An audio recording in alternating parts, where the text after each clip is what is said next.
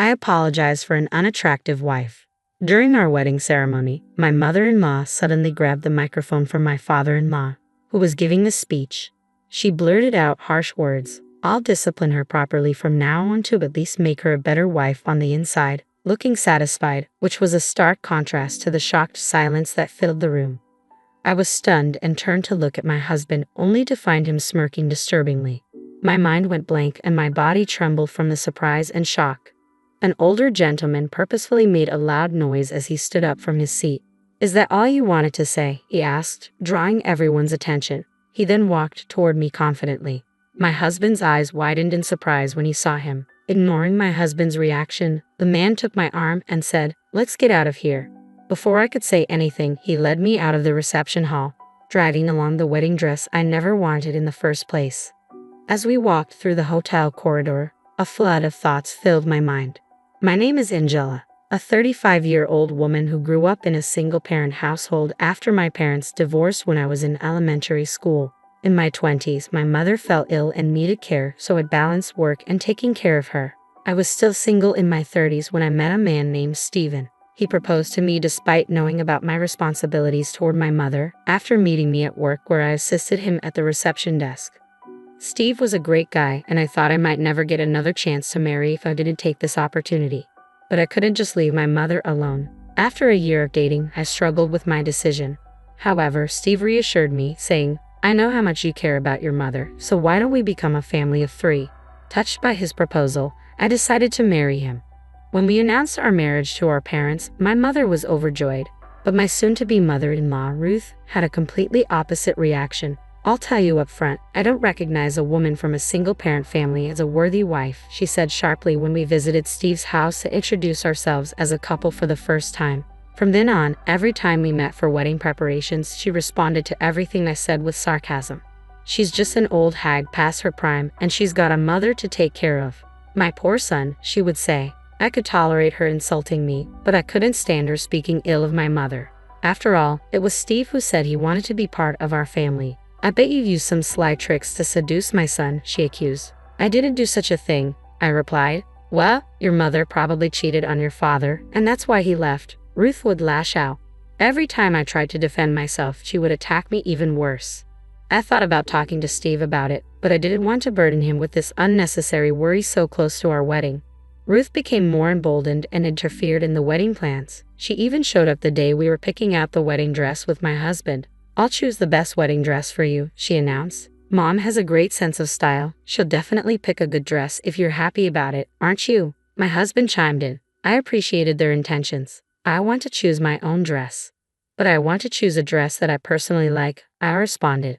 "But I came all this way for you. I'm so disappointed," my mother-in-law said, sounding wounded. "Hey, don't make Mom cry," my husband snapped at me. He always sided with his mother, especially when she played the victim. But I couldn't give in when it came to my wedding dress, a highlight of the wedding. "I'm really sorry, but I'll be choosing my own dress.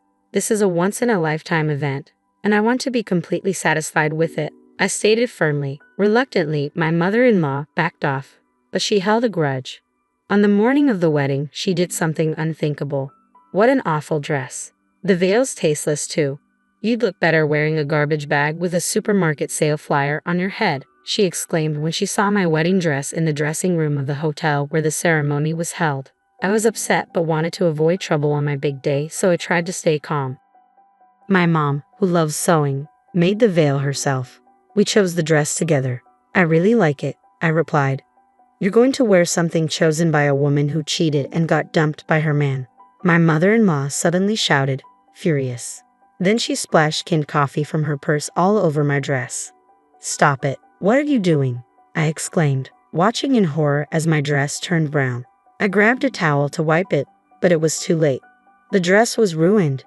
"This is what happens when you don't listen to me. I've left a dress I chose with the ceremony staff. You're wearing that for the wedding, okay?" she stated and left the dressing room.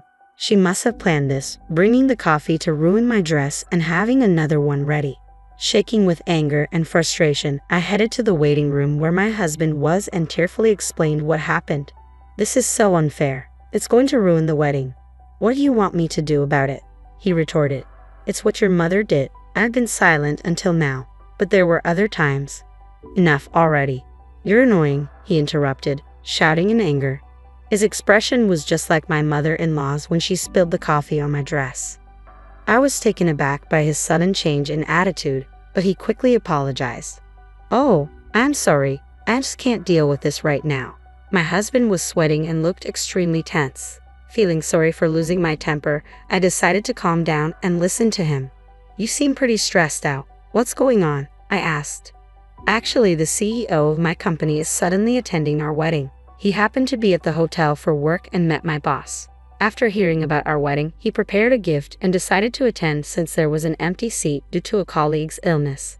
What a coincidence. Showing off your skills here might lead to a promotion. You don't have time to worry about your dress. Just do as my mother says. I didn't appreciate his attitude, but it seemed useless to argue. I decided to leave the scene.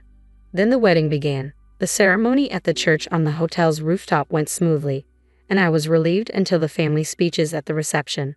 My mother-in-law went all out. Raised in a single-parent household, she lacks common sense and is an ugly bride, but I'll make sure to discipline her, she declared loudly, ignoring my father-in-law's pleas to stop. Just as I was about to explode with anger, a middle-aged man stood up with vigor and came over to me. You don't belong in a place like this, he said, staring at my mother-in-law. Then he started to lead me away. Who is that old man interrupting my speech? What nerve does he have? My mother-in-law shrieked as she watched the man leading me away. She shrieked, but next to her Stephen was turning pale. Why is the CEO here? It turned out that the middle-aged man was the CEO of Stephen's company. Stephen was sweating profusely and looked extremely flustered. We hurriedly left the reception hall and returned to the dressing room, leaving the confused guests behind. Why is my father here? I wondered. That's right, the CEO of Stephen's company was also my biological father. The reason for my parents' divorce was a personality mismatch. They fought constantly while working and decided to divorce because they thought it was negatively affecting me. Even after the divorce, my parents occasionally met. I saw my father several times a month and received proper child support until I became an adult. He even helped out when my mother needed care, so our relationship was very good. However, I hadn't asked much about my father's job. I couldn't believe my father was the CEO of Stephen's company. Even I was surprised by this coincidence. Why are you here when you said you had an important business meeting and couldn't attend my wedding? I asked my father. My business meeting ended much earlier than I thought, he replied. I decided to come here to give you the gift at least. Then I met one of the employees at the entrance. It seemed my father was the boss Stephen was talking about. He found out it was my wedding when he asked for the names of the bride and groom to prepare the gift. When I told the employee of the situation, I heard there was a last-minute cancellation and a seat was available, so I decided to participate. Why didn't you tell me then? I asked.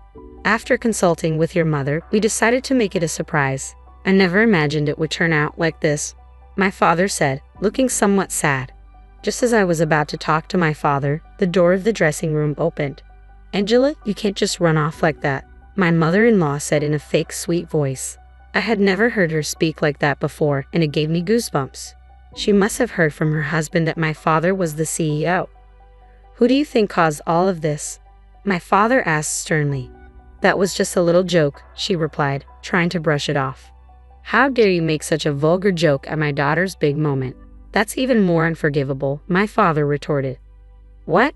No, it wasn't a joke. Then, so you're saying you seriously called my daughter ugly? Challenged my father. My mother-in-law was lost for words, repeating and well, her eyes darting back and forth. Suddenly, my husband rushed in, his footsteps echoing, and he prostrated himself before my father. I apologize for the rudeness of my mother, he said. You're apologizing to the wrong person, my father said, looking down at my husband with a cold gaze and a stern voice. Angela, I'm sorry. My mom did all this on her own. If that's the case, why didn't you stop your mother when she was insulting me? I asked. I was shocked and couldn't move. Besides, my dad tried to stop her. But it sure seemed like you were grinning and sitting pretty comfortably, I pointed out. That's just your imagination. Anyway, the only one to blame for everything is my mom, my husband shouted, pointing accusingly at his mother. Stephen, are you betraying your mama? Didn't we agree to discipline this cheeky wife together? My mother-in-law protested. Hey, don't say unnecessary things, my husband exclaimed, covering his mother's mouth to stop her from speaking further. Her muffled voice was truly comical. "So would you like to explain what's really going on?" my father asked. "No, this is something my mother did on her own. It's for your own good, to be honest, right now, don't you think?" my husband stammered. As my father continued questioning, my husband shuddered and finally began to speak. When Angela insisted on choosing her wedding dress, my mother said she would become a cheeky wife if not properly disciplined. "What's wrong with choosing my own dress?" I asked. "It's only natural that a wife listens to her mother-in-law, isn't it? If you can't even do that, I thought you'd become a bad wife who wouldn't listen to her husband in the future." First of all, a married couple should be equals, right?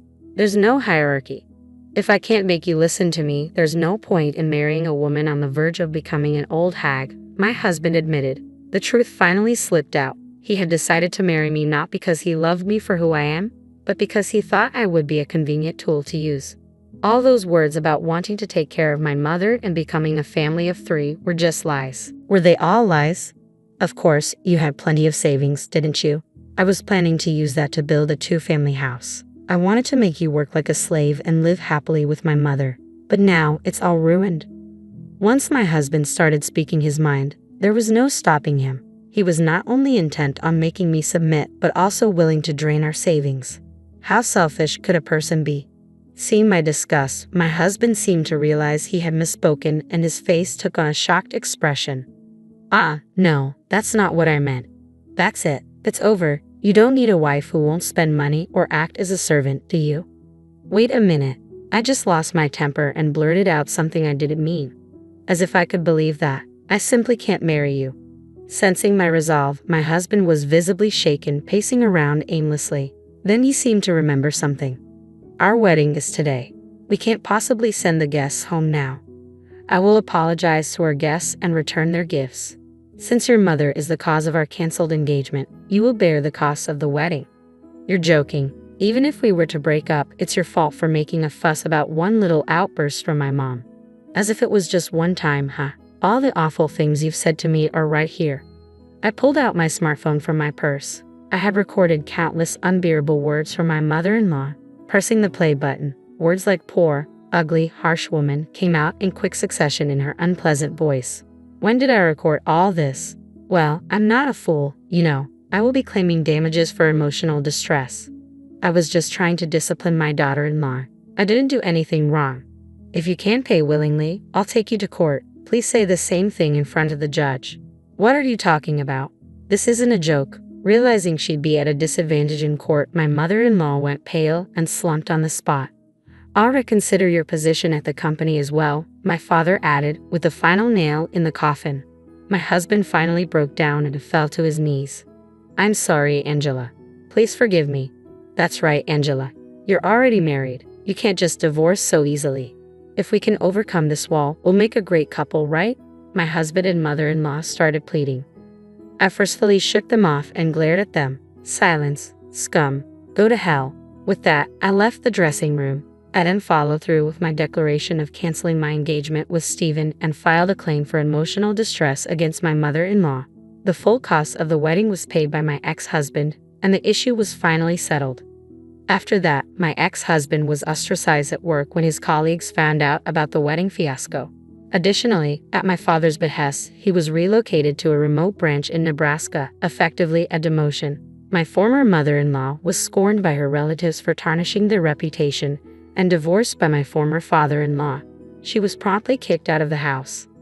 I am now focusing on my work and have no interest in getting married again. Over time, my parents have also regained their composure, and we occasionally have family dinners. I am now living a very happy life.